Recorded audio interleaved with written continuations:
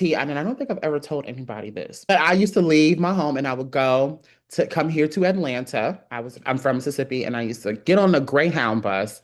And when I was in Atlanta, I would meet producers. And one of these producers worked with Chris Brown at the time. This was, I was really, really young.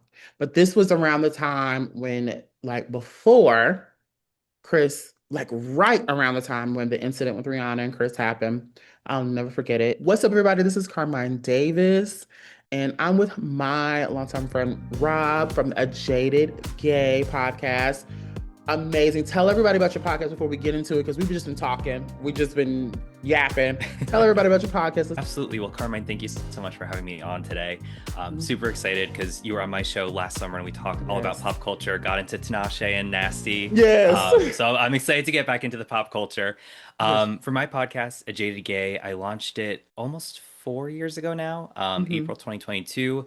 Really kind of started off as me just wanting to explore different aspects of queer culture, whether it was where certain stereotypes like why mustaches are gay came from, Mhm. why there's so many like plant gays and plant daddies, some of the mental health behind like gay dating, codependency, and really just kind of evolved from there of my own curiosity and then getting some feedback from others and what they want to know. And then, of course, unfortunately, I don't want to get too deep in the political sphere, but obviously we saw the election last year. So it's been an interesting turn where this past fall and looking into 2026, kind of focusing on some more political topics as they come up. Every episode, even though we go through the heavy stuff, it's meant to be about queer empowerment. Yes. Okay. So I consider your show sort of like my show sister. We've been doing it almost for the same amount of time. Congratulations on everything. I love Jada Gay. I love every time I see it come on. You talk about great things that appeal to us. And so congratulations on that. And thank you for having me on it. Of course, thank you. It was such a fun episode. Not Yeah. every week is about pop culture, but we do some. Mhm. I have a gay icon series. So this past year, we covered Cher's entire career, which was amazing.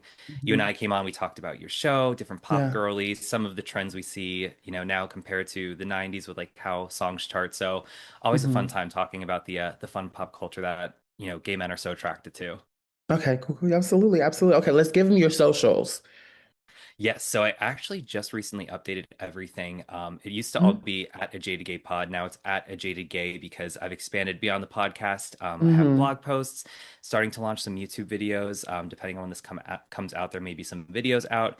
So I'm on Instagram, TikTok, SoundCloud, and YouTube at a Jaded Gay. We also have a Discord channel, and then my website is ajadedgay.com, and that's where we have the blog posts, the episode pages, links to merchandise, socials, and like I say, all that fun stuff. So tons of ways to connect with me. They're awesome, awesome, awesome. And they should connect with you. Okay, but this is the Carmine Davis Show. Thank you so much. We're gonna do this whole thing. You're here with me through the whole show, and we got a couple of hot topics today. We're gonna talk about the Solange Jay-Z elevator incident. There's tea that has reemerged to kind of make everything make sense, but I still got questions. Then we're also gonna talk about the Diddy doc. We talk about Diddy every time something happens. We've been following we followed his trial really closely on the Can't Stop, Won't Stop series that we have going on. And then now it's time to talk about that new Netflix doc. But before we do, make sure you guys follow, subscribe, rate and review this podcast. I don't do it for my health, child. Smash that subscribe button.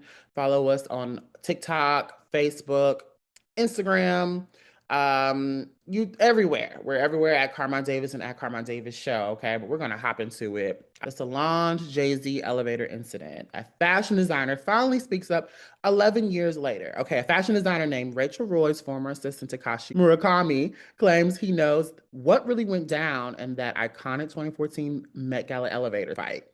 He says Jay-Z made a flirty comment to Rachel Roy at the after party, something Beyonce saw and didn't love. According to him, Solange stepped in to defend Beyonce. Tensions escalated, and once they got in the elevator, Solange allegedly went off on Jay for disrespecting her sister. He also said the fight didn't shock Beyonce. She was just trying to keep it controlled, and that the vibe was already tense before they even stepped inside. The designer says the full story has been whispered in the fashion world for years, but NDAs kept everyone quiet until now. All right. Do you even care? So I'm gonna say something, And it might not be the most cute thing to say, but I don't care anymore. If they don't have the audio, I don't care. What about you? What do you think? Well, I think the first thing that's important to clarify is that this is Rachel Roy and not Rachel Ray, the Food Network lady with the famous Sammys. Because I think it was when Lemonade came out, people were like trolling Rachel Ray because they got the last names confused.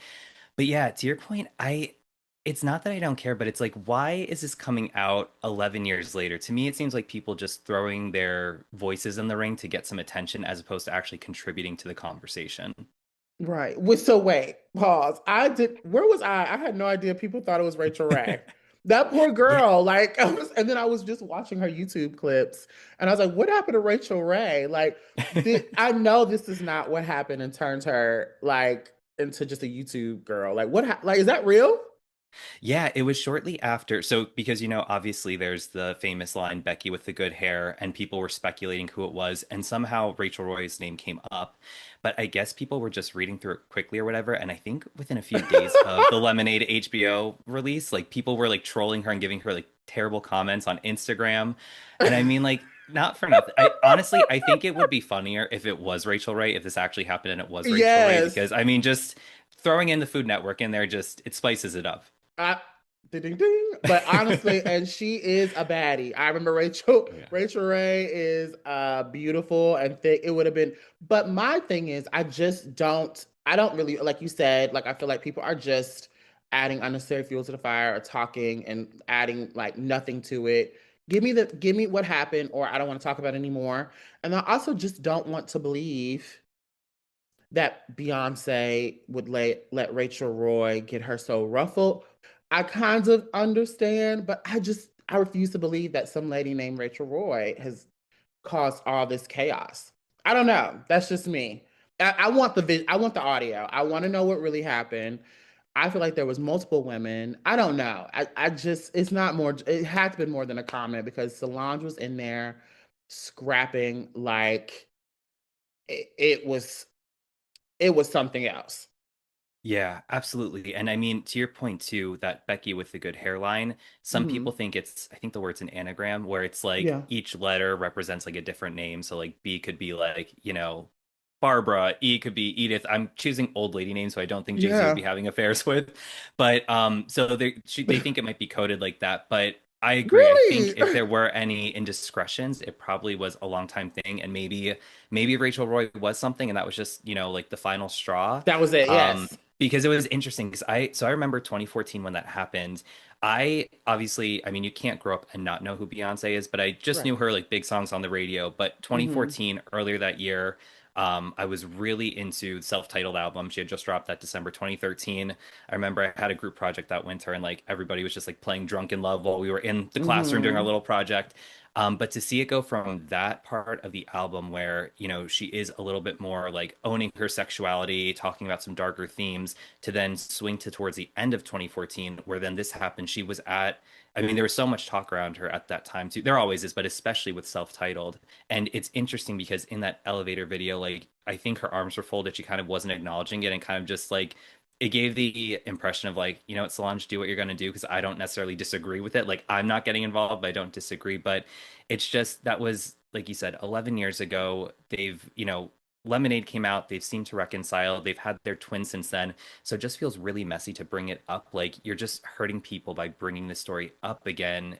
Like this designer, they should have talked about it back then when it happened if they actually want to be part of the conversation, not 11 years later where it feels like, oh, maybe my career's dwindling, so I'm trying to make some noise to get my name back out there. But I still feel like if you don't have anything to produce or like to new to bring to the conversation, girl, bye. Yeah, And that's how I absolutely. feel about it. Okay, we're gonna move on to the next hot topic. Before we do, make sure you guys smash that subscribe button. We don't do it for our health. Make sure you guys follow us on Instagram, um, TikTok, Facebook. Where are we? X or Twitter, still to me at Carmine Davis and Carmine Davis Show, at a Jaded Gay, uh, everywhere. Follow us, tap in with us, and we're gonna go into this next hot topic, okay? And this is all about Diddy. Um, what can we say about Diddy like that we haven't already said? Okay, you saw the documentary. I didn't actually know. You did not see the documentary, No, so here's the the Netflix thing. one? Yeah, I'm very torn about that because I do like true crime, obviously, but I feel Hmm. like the timing around some documentaries is a little bit suspicious in the sense of And it like same thing matters. like this designer like just making noise where this is Mm. obviously a very traumatic and serious time for so many Right. people affected by the whole Diddy scandal. And it's tough because it's like, are these things coming out to really shed light on what's going on and bring more things to the forefront? Or is it kind of like Netflix is seeing, oh, this whole Diddy case is trending. Let us put something Click, together click, to get some click. more. Yeah, exactly. It's like, what's the motive behind it? That's exactly how I felt. Yeah. That's so weird, but I just never I watched it. Yeah. I mean, it was just I watched it, but I totally felt that way.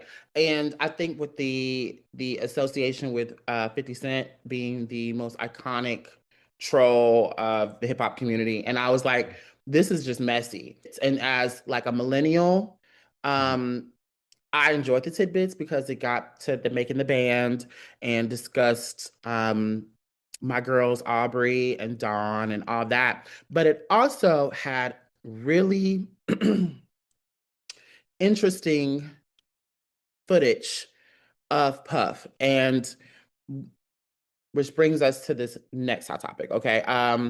Diddy's reaction to Richard's lawsuit days before his arrest revealed a new docuseries. A new docuseries claims that Diddy was extremely rattled by Don Richard filing a lawsuit against him. Now, this was right before his recent arrest and legal meltdown. Sources in the documentary say Diddy allegedly panicked when he heard Don was taking legal action. He reportedly tried to control the narrative, reaching out to people in their circle, trying to manage who might talk. The doc paints him as someone who sensed the walls closing in. Dawn's lawsuit was one of several sparks that triggered bigger investigation. This is important because Dawn had been silent for years, and her stepping forward marked a major shift in the industry's willingness to speak on him. Okay. You didn't see it, so I'm going, since we're going T for T. This, and I'm very frank. This was probably the only real moment on the show where I felt bad for him. Felt bad for Diddy. I felt bad for Diddy, and I'm not here to say he didn't do it, but that felt weird. That particular scene, if you can get to it or find that particular scene, um, as far as energy, I don't know how true the situation was with Dawn. And that watching that clip made me wonder.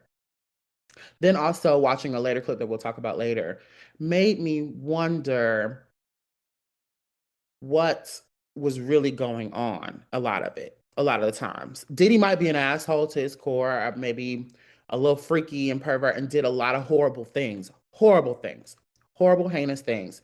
But I'm not sure watching that clip if the Dom thing was something that had real weight to it. I know that's controversial, and I don't want to say that Don or victim shaming. I'm sure Don had an experience, but I watching the clip and watching Diddy's reaction to finding out that Don Richard filed a lawsuit, his genuine shock, and it seemed as though he couldn't even wrap his brain around that happening was probably worth the 2 or 3 episodes that got to it because it was jarring. You have to watch it, and just see if you Yeah. you peep what I'm talking about. I don't know. It felt weird. Yeah, and we'll see. And this is the tough thing. Now, again, like I said, I haven't seen the docu-series, so I can't really Mhm. speak to that fully. But with it coming out when it did, obviously, when did the case, when was did the verdict come in? Was that just over the summer? It was somewhat recently. Yeah, it was during I think it was summer.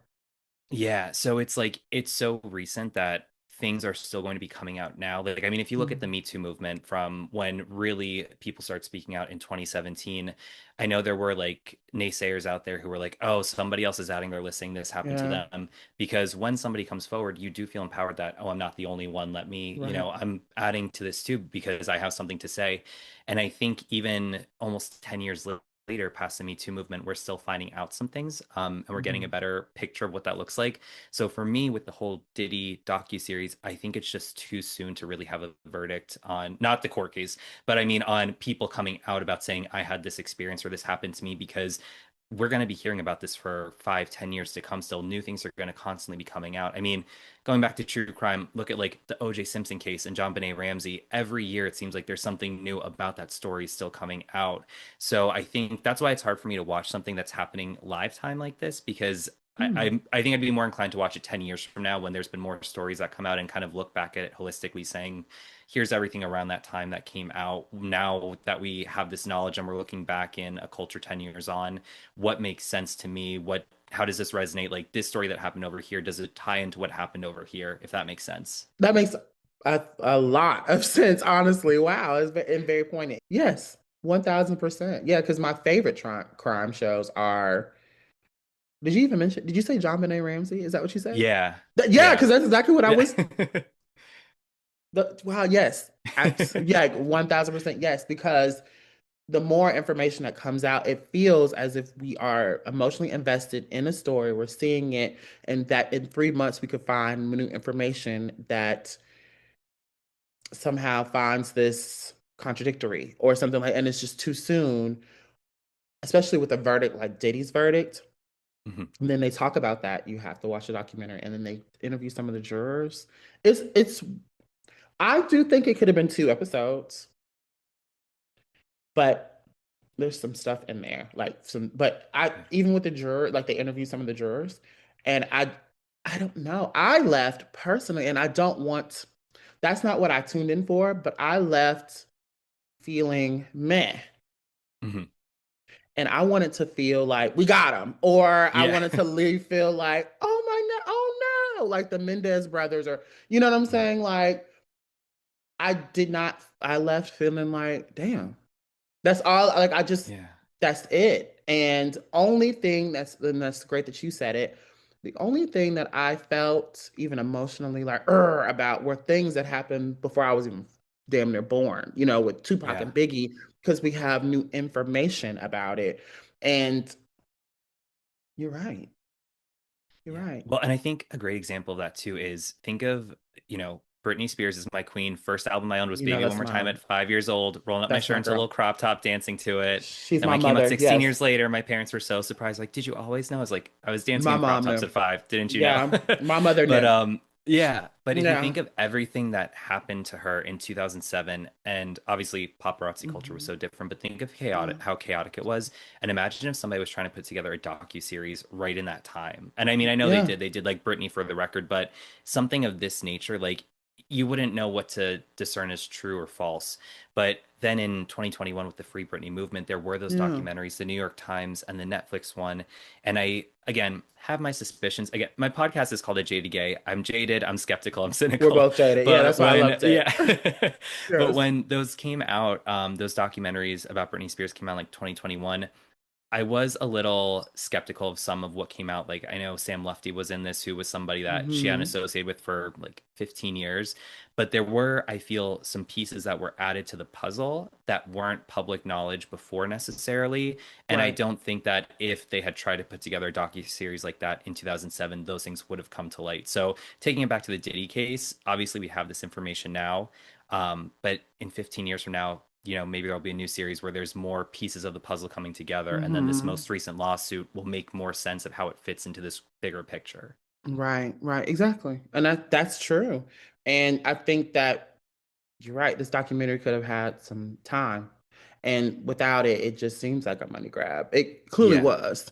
And yeah. it introduced some great to everybody, the creators and the Black creators, everybody give them their just due for coming up with such, they had raw footage of Diddy at the time, which was genius, but Hmm. still, because, like you said, because of the time frame, it did to me, it felt icky. to me. Yeah. And then the fact of the verdict, and you can go back in time, like all my we Can't Stop, Won't Stop series. I have never defended his actions, but I do feel like Diddy, it kind of humanized him a little bit because I felt like with time, we're going to still see that this person, there might have been room, there might have been error. Yeah. Yeah, it's risky then too because if something comes out so quickly, again, it's a fine line. It's tough to tell, like, is this something that's really trying to contribute to the conversation because there are things to tell, or is it a money grab? And it's I don't know, it's a very complicated area there. Same. Okay, so okay, we're gonna go on to the next hot topic because and this is about Diddy Mhm. and about the docuseries and one of my favorite parts, Aubrey O'Day. Okay, Yeah. Aubrey O'Day reacts to new allegations and explicit emails in Netflix doc. Aubrey O'Day responded publicly to new allegations that Diddy assaulted her during the Danny Kane era. Allegations highlighted in the new Netflix documentary. The doc reportedly reveals alleged explicit emails Diddy sent her and claims about inappropriate behavior and power dynamics. Aubrey says she is not surprised by anything coming out now and essentially confirms what the viewers are hearing are lines up with her own experiences. She also says she tried to speak up for years, but she was shut down, minimized, or dismissed as dramatic, and the industry only believes victims once a man loses his power. She's been telling one thing I love about Aubrey. I feel like she was. If did you watch Making the Band? I didn't know, but I know them from Danny Kane on there. Yeah. Which is more important, Yeah, and that's a true absolutely. test of those girls and their musical like talent and what they had going on. The fact that you did not watch Making the Band, but you know Danny Kane, which Oh is, yeah. of course, come on, taste. But Damage is on my gym playlist. yes, because Damage is a pop. But anyway, I Mm. could go on. You know that's my thing. But okay, anyway, like 2K, like that's my thing. But I one, she was going reading. If you didn't watch the clip or whatnot, she was, and for the people at home who's listening and watching, she's reading an affidavit of someone else, a Jane Doe from the court. I mean, from the trial. Remembering correctly, she's reading someone's witness statement of her being assaulted, and sh- I don't think I said that. For the record, she does not recall that incident where in the witness statement, she was basically being assaulted sexually by two, Diddy and another handler. She says she does not recall it, alluding that it never happened. She does not know or remember this lady who is making the witness statement, and that her issue with even speaking about it not being true is that it could cloud the judgment of, or cloud people's judgment of all the other people coming out and speaking about what happened. The reason why I like remember this, and I thought, Aubrey, if you watch, we follow each other. Mhm. Aubrey's my girl. I want her on the show so bad. I probably will literally go and bite Diddy's left cheek to get her on the show. Like, well, he probably would like it too early, but like, I love Aubrey because she's a true teller and she's a talent. And the fact that she stood up there, you have to just get that clip, and she read it. The way she spoke. So, yes, but in reality, it does cloud everybody's viewpoint about it.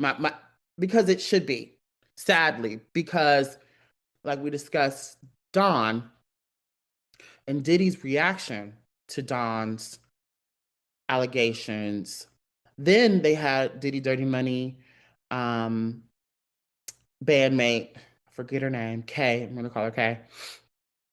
She speaks up and she said, "No, I don't recall any," which does not mean that it did not happen, but she Yeah. does not recall it either. Diddy's reaction to this happening, it puts me into a sad place. And it goes back to what you were probably trying to say, that time would have been able to clear a lot of this up. Mhm. And Aubrey O'Day even sitting up there, not recalling a situation that allegedly happened to her that an eyewitness said that they saw of them. It makes me, I, this didn't give what they thought it was going to give. Yeah. And like you said, you put it perfectly. Time would have done this docu-series wonders. Yeah. I feel like if they wanted to do a docu-series about Diddy, it might make sense to explore like more of his like earlier stuff that, J-Lo was potentially linked to with that Yeah. random shooting And they thing, which did. yeah, oh they hmm did. Okay. Yeah. Like Yeah. I But think it's this much. just a little bit. Yeah. Well, that's the Yeah. thing too. Like time has moved on since then, so there might be more there, but this is very fresh, very raw, very emotional, and extremely unsettling, of course. And you said something. I think she had said a quote like, "The problem is like people don't believe women until a man starts losing his power," and it's absolutely true. I mean, I think I was looking through that article you'd sent, and I think they allege that the incident happened around like 2005. And if you look at just even movies or whatever, how they spoke about women and date, like let's just say it, date rape and stuff, it was a joke. Oh, she's drunk, it's fine, like things like that. Like we had society had such a gross outlook on things like that in the early 2000s, and we're just starting to reconcile that now. So I think it's really important to believe this situation and you know respect the privacy of people if they're not comfortable talking about it, but also taking these allegations seriously as well.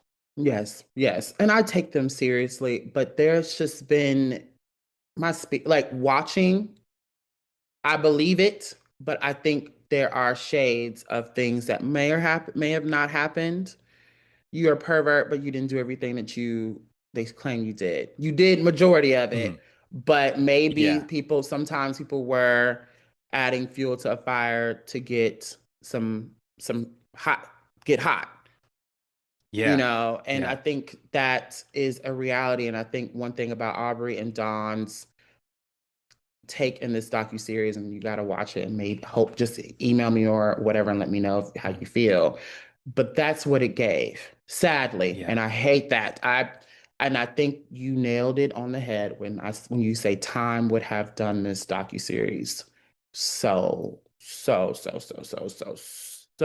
well. Okay, so real quick, we're introducing a new game. It's called Clock That Tea. We're gonna give you now snap answer. I'm gonna give you mine, or you're gonna give me yours, and I'm gonna give you mine. Clock that T. Okay, so who do you think is going to be the next docu-series? What's the new scandal? What celebrity is just the first one that you come up with? We're gonna get a docu-series about their life that's gonna rock the world.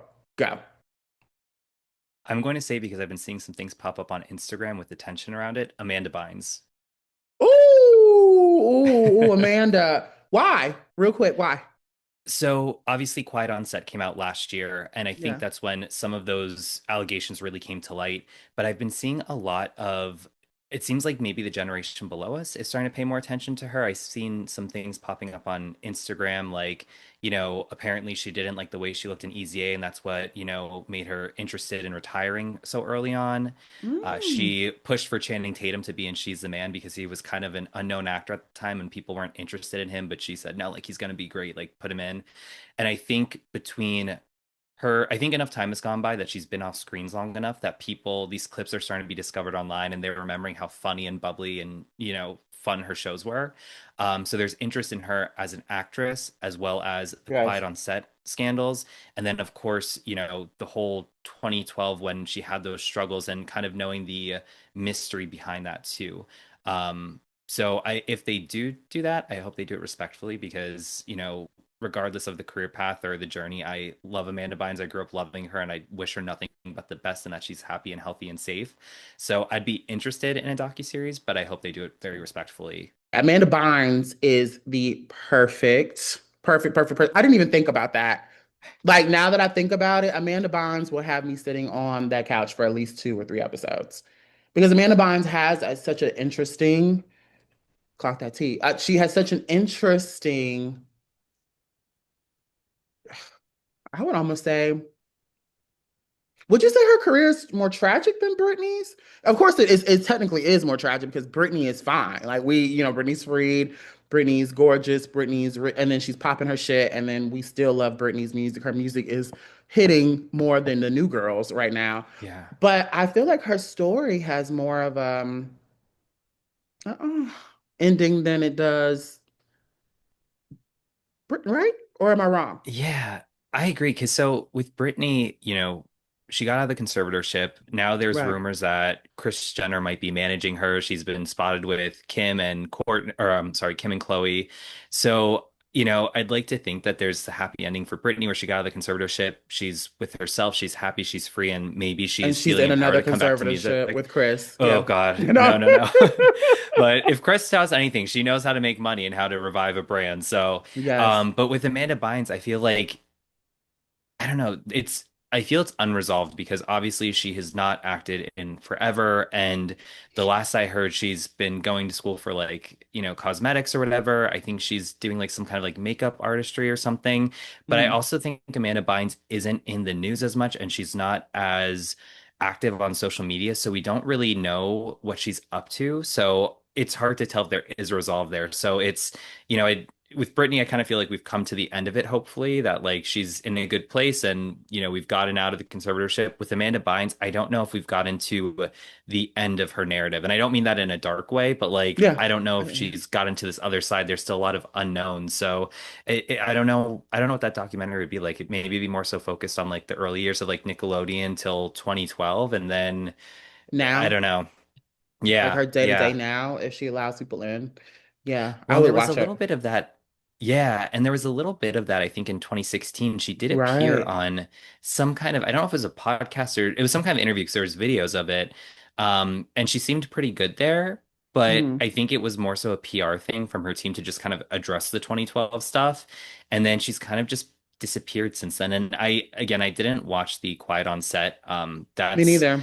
very unsettling to me, and I don't really it's not that I'm not interested in justice for those people, but it's not something I'm Yeah. interested in knowing about No. because especially when there's kids involved, that's just very Yes. unsettling. So I Yes. don't know if Same. she's responded to anything or she's spoken out about it. I don't think she Um, did. but it just seems like there's been a lot of silence on her end in general. So I don't know where she's at. So I'd love to see a documentary where it's like, hey, I've come out on the other side and I'm good and I'm happy. So Right. that's what I'm trying to hope for. Yeah, same, same, same. That would be amazing. Okay. Clock that T. Okay, my docu series or documentary, I think it's pretty cliche. I think it's duh. But I I've been talking about it since season one. I want a Chris Brown or Trey Songz docuseries, and I want it now. I think the problem, and maybe with time, like you talked about, I'm telling you, like that's what it is. But I think there's so much going there. I I mean, I don't think I've ever told anybody this, but when I was growing up, I was recording, I was sneaking off, and I was very young, and don't want to say my age because I probably, but I used to leave my home and I would go to come here to Atlanta. I'm from Mississippi, and I used to get on the Greyhound bus. And when I was in Atlanta, I would meet producers. And one of these producers worked with Chris Brown at the time. This was, I was really, really young. But this was around the time when, like, before Chris, like, right around the time when the incident with Rihanna and Chris happened. I'll never forget it. I remember specifically a certain producer who I was working with at the time telling me he was on the phone with someone in Chris's camp, and he was telling me about an incident where something happened. And his words were they were slap boxing on the bus. They need to leave each other because Chris will never leave so and so. And there was so much tea, like, then to find out later on that they get into it at the Grammys when I'm home at school, living a normal life. Then, like, all what happened, and then I kind of found out who that person was. And then why, and then what was going on. I feel like that have me zoned. Like, because I also knew people who kind of were around at the time. I think it would be amazing to see. And I think money Yeah. keeps him in a good position, you know, being able to, you know, and the way he works almost reminds me of R. Kelly.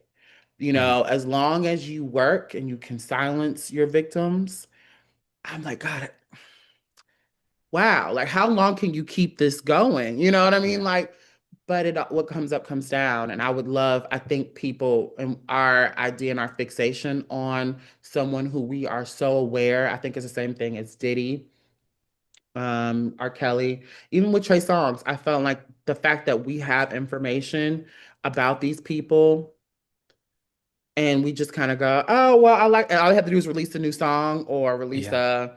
and we'll just completely ignore. This person is not only abusive towards women, it's women who look like his fans. He's also Mhm. mistreating his fans. He also is like, and it's public, it's video. There are photos of him, Yeah.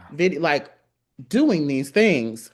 A violent person, like who needs help Yeah. and crying probably out loud. And I think the docu-series about how we just watched this person grow from a teenager to an adult, Mhm. pulled up, dragged up, violently crying out for help, and that nobody stopped him because of money.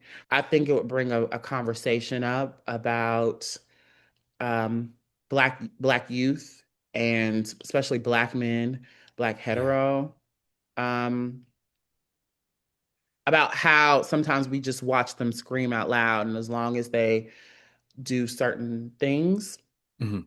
they're a man. Not to get too deep with that, but like I think that that's what I want to see. So clock that. I would love to see a docu series on Chris or Trey Songz. Yeah. Hmm. Well, I mean, Netflix and Hulu and Peacock, it's out there. So if they're looking for their next storyline, I think we gave them some free ideas. Yeah, yeah, yeah. Free. Yeah, yeah, yeah, yeah. We did. I hate that F word. Right. Yeah, but thank you so much for coming on the show. Of course. Thank you for having me on. I was so glad to see you again. I'm so glad to see you again, and I love your commentary. I think you have a great show. I love chatting with you. You have a great mind. Oh, thank you. Of course, of course. And drop all your socials, tell everybody about what you have going on. Yeah, absolutely. So, ajadagate.com, that's a website. It's like the main source of truth where you can get to the podcast episodes, blog posts, all the socials, all those things. Again, I am on Instagram, TikTok, SoundCloud, and YouTube at A Jaded Gay. We also have a Discord channel. It's a little quiet right now, but I'm trying to get some people there, want to get your ideas, talk through episodes, the concepts that come up. And actually, I do have a little bit of an announcement slash plug separate from the podcast, but I'll tell you this because I know your listeners come here for pop culture, so hopefully they'll be Mhm. interested in this too. I have a new book coming out that I believe will be out Oh, in early 2026, called okay. Besties in Crime. So it's about two childhood friends in their late 20s who have drifted apart. And then in the midst of a bad breakup, the main character, him and his boyfriend have been broken up for about a year and he's depressed. His best friend, Gia, shows up at his front door because she and her husband are getting divorced. So they Okay. reconnect at first, but in the midst of all that, they get pulled into a mobster scheme because it turns out that her soon-to-be ex-husband was actually Oh, involved with the wow. mafia, and they get involved and have to pay them all this money. So it's basically like Will and Grace in Atlantic City with like True Lies type of like action comedy, tons of references to like Cher, Mariah, Britney, Real Housewives, Schitt's Creek, like all the great gay Oh, love yes. there. I Love Lucy in there too. So it's an action comedy, very much based on the dynamics between me and my best friend Sarah in I real was gonna life. say this sounds like my best friend. Although I do say right in the book, no exes were physically harmed in the making of Right. the book, but emotionally speaking, different story. Yeah. But And so they had it yeah, coming, I'm hopefully, sure. yeah, I mean, I'll agree with that. Yeah. But yeah, it definitely has some like heavier feels about like the importance of friendship and moving on of, moving past love and rediscovering yourself amid a breakup. But it is meant to be very funny too. Lots of like snarky, quick wit. Mhm. So if you want to check me out, my Instagram is at Rob_Loveless. I again don't have a hard date for it yet. Just went through Okay. the final round of edits, waiting for the cover back soon, but I'm thinking early 2026. So follow me and I'll be keeping you all up to date on that. It's not easy. Congratulations, first of all. It's not easy to write a Thank book. you. I'm doing a children's book. And so I Oh, nice. understand. Yeah. So look at us. But I do think that it's not easy. But I'm very excited to have this book coming out, though. So it I'm was a excited labor of for love. you. Get Thank the you. title one more time. It's Besties in Crime. And you just told us here. I know I'm excited. Exclusive. I believe in it. I believe in Oh, you. I thank think it's gonna you. be awesome. And I'm so happy that you're here, Rob. Oh, thank you so much. Thank you for having me. It Yeah, was of course, such, of it's always course. such a fun conversation. But I feel like we're sister shows. So I think that's Oh, for I'm absolutely. claiming it and I'm excited to see your growth. And anytime you want to come on, feel free to come on. Oh, thank you so much. And same to you. Hopefully we'll have you on again soon in 2026. Okay, cool. All right, bye, Rob. And thank you guys, everybody. Make sure you guys subscribe, follow, rate, review this podcast. Thank you guys for tuning in. That's the show. We love y'all. Thank y'all.